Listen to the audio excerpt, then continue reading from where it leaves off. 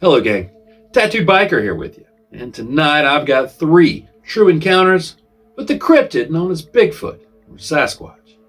And as a bonus after the stories, I've got something else to share. So stick around to the end. You'll want to hear what else I found. So grab your boots and let's ride to Bigfoot country.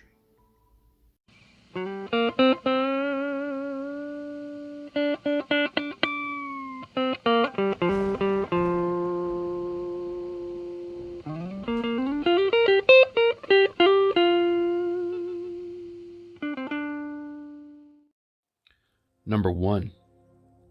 Dear Biker, I have something I need to get off my chest. You see, in the 90s, I was with the teams in the Navy. We were sanctioned by an alphabet government agency to put a stop to several aggressive Sasquatch in the high country of western North Carolina. We all thought it was a joke at the mission briefing, but it was no joke. My partner, out of our team of 12, was my swim buddy. He was a Native American. This man wasn't scared of anything. Before we were ordered to go out during the briefing, all of these agents were showing us slides of what these pictures did to people, adults and children alike, as well as damage done to vehicles and homes. Anyway, my buddy turned white with sheer fear, and he told me, "This is bad, really bad." When we arrived in the little mountain village town, the sheriff met us there. He told us that he had never been so happy to see the cavalry since he had been in Korea. He showed us the actual places where, as he put it, this is where those big hairy demons destroyed this or killed him, her, or them. My buddy was taking everything in like I'd never saw him before. After talking with the sheriff, our lieutenant told us to fire up because we were going hunting. As we were getting our gear together, my buddy said to me, "You know, I always thought my grandfather was just telling me scary stories about he and his brothers when they fought the wild men." We started in around 1400. By 1600, we found lots and lots of tracks. We started tracking them. We made out at least 7 different individuals. We made our first contact at around 1930, and it was almost dark. The point man stopped dead in his tracks and spoke into his headset. "I see one. It's huge," the lieutenant said. "If you have the shot, take it." He shot this massive hairy beast with a 7.62 millimeter round, and it acted like a mosquito had bit him. This creature turned around and let out this god-awful roar. Our point man quickly switched to full auto. This time, the creature dropped like a rock after 10 rounds cut up his chest. After first contact, the agents radioed in and said they wanted one alive. Our lieutenant responded and told them to go screw themselves. It took 3 days and nights with almost no sleep, but we dropped 7. We found the missing people, or rather what was left of them. We had 1 casualty when a team member was snatched straight up a tree. There was nothing anyone could have done for him. To this day, thinking of those 3 days sends chills down my spine. And you won't find those 3 days in any military record or mission log. Going into the debriefing, where normally we're asked 1,001 questions about every shot fired, every angle we fired from, etc., we were simply told that in the past 3 days we were doing rigorous mountain training, and during that training period we lost a man. And with that, the debriefing team stood up and walked out. Now normally we have individual debriefing for the whole team, but this was the one and only time.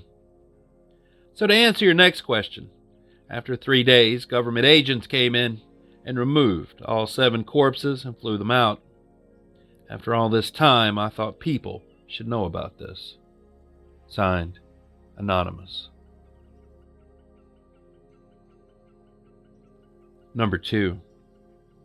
Hey TB, the city I grew up in, Allegan, Michigan, has had sightings of an almost white, Bigfoot-like creature. These have gone back for generations and between families that didn't know each other, and even those just moving to the area. Some new farmers on day 1 would see it before any real interactions with those who had been there for decades.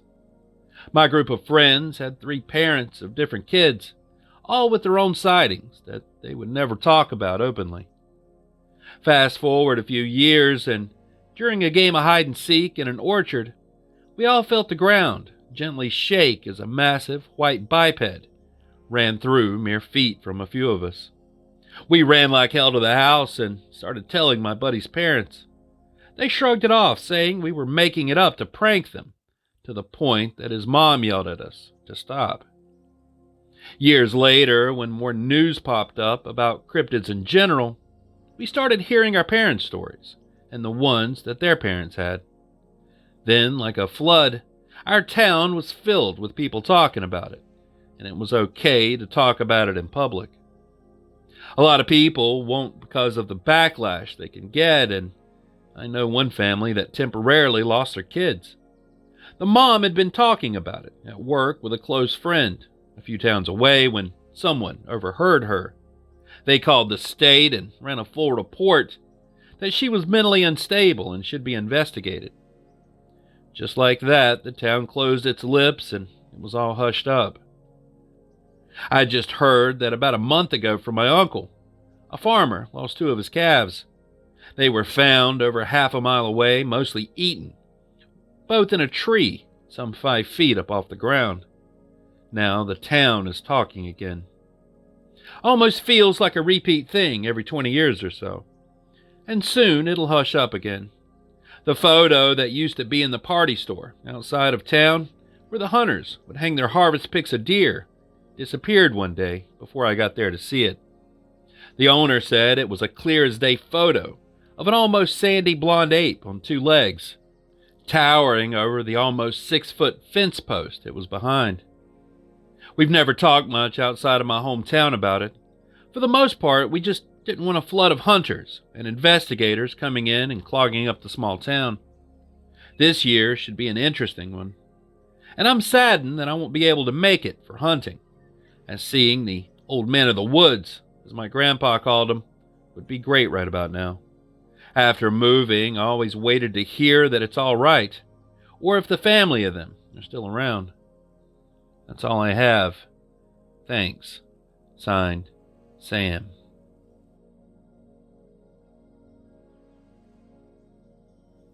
Number 3. Hey, Biker. I had a strange experience when I was a kid and thought your channel would be the perfect place to share it. It happened in the late 1970s in Northampton County, Pennsylvania, not far from the Lee River. It was early summer, around noon, a bright and sunny day. The area where the sighting occurred is now developed, but it used to be brushland and sparse forest.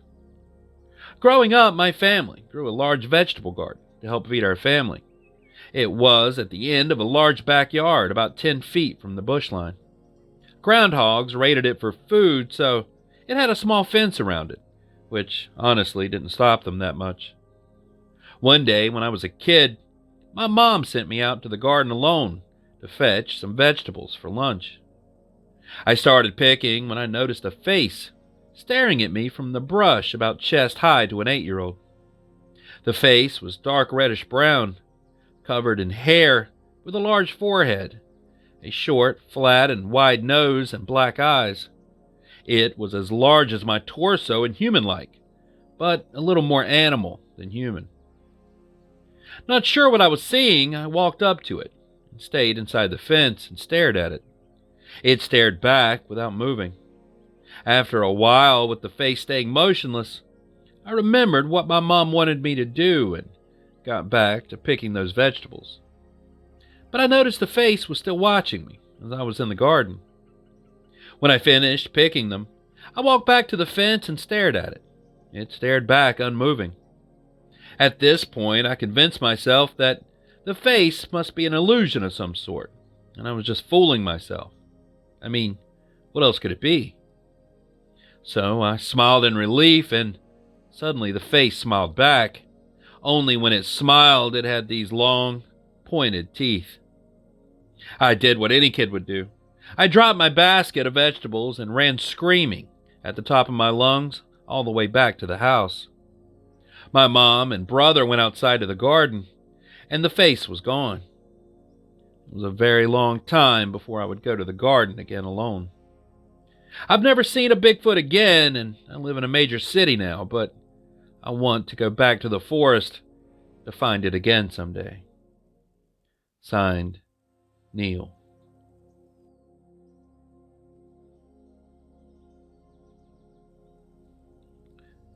Alright, now what's next isn't a personal experience emailed to me by a witness. No, this next bit is something that I stumbled across on my own while looking into the history of a particular area, checking to see if it was a hotspot for, well, unusual activity. Just doing a little vetting for the first story, looking for a history of military interaction or knowledge of these creatures. What follows is the contents of a newspaper article that I found, and, well, it's interesting, to say the least. Some Marine sentries standing guard here late at night are seeing some strange sights and hearing some strange sounds. Is it a Bigfoot? Well, that's what some of them think. The thing has made its presence known in the dark shadows of a tree line outside of an ammunition storage area at the Quantico Marine Base in Northern Virginia, said Sergeant Alan Pultz of the base Public Information Office. Marines who have seen it have dubbed it the Asia Monster. A few Marines claim to have seen the brown things walking around on two legs. Others say they've heard strange, shrieking screams, and some claim they've heard something climbing a fence. Quote, "I remember the night I saw it very well," said a Marine who asked that his name not be used. "It was about 2 a.m.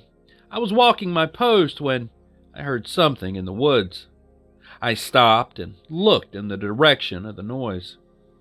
I could see a dark figure beyond the fence, just in front of the tree line, so I shined my flashlight at it. I couldn't believe what I was looking at. It was some type of creature that looked like a cross between an ape and a bear. The first thing I noticed was its large and glaring eyes, and then I noticed it had arms and was covered in dark brown hair." End quote. The Marine said he went for help, but when he and the sergeant of the guard searched the area, we couldn't find anything except some very large tracks with a pattern that resembled those of a dog. He estimated that the creature was between 6 and 8 feet tall and resembled an artist's conception of a Sasquatch or a Bigfoot. Noises heard by the Marine sentries usually occur in the summer, said Sergeant Chris Topola, sergeant of the guard of the physical security platoon. He said the noises have developed a pattern, occurring between the hours of 11 p.m. and 4 a.m. The noises will be there for 2 days and then go away for 2 days, in a continuous cycle. Stopola said that one night one of his men reported a loud screaming noise, but when he investigated, he heard nothing until about a half hour later. It sounded like someone was being mutilated. Many of the Marines who claim they've heard the strange noises are hesitant to believe that there isn't a logical explanation for them. They believe the noises must be coming from housing or recreation areas, although they are some distance away, Pultz said.